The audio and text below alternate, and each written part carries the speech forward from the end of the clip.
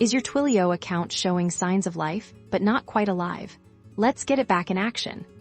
So, you found your Twilio account is either suspended or inactive. Don't worry.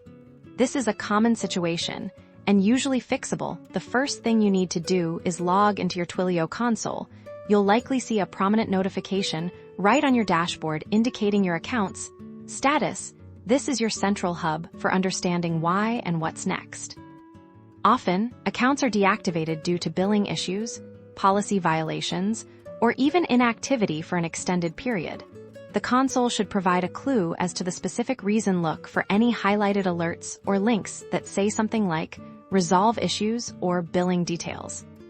If the issue is billing-related, the most direct path is to update your payment information, navigate to the billing section of your console, and ensure your credit card details are current and that there are no outstanding balances. Sometimes, simply entering valid payment details can trigger automatic reactivation.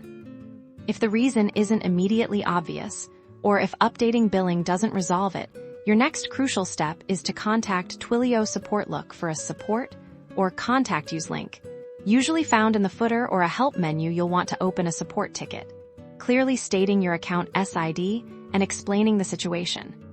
In your support ticket, be as detailed as possible. Mention your account SID when you log in, explain that your account is inactive, and describe any steps you've already taken to fix it, like updating billing. The more information you provide, the faster Twilio support can assist you.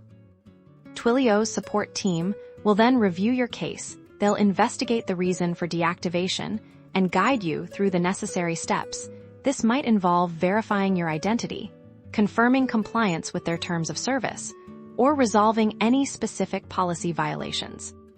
Once all the required actions are completed and verified, Twilio will reinstate your account. Congratulations! You should now see your account status change back to active and be able to use all your Twilio services again. If you encounter any issues during this process, reaching out to Twilio support is always your best bet.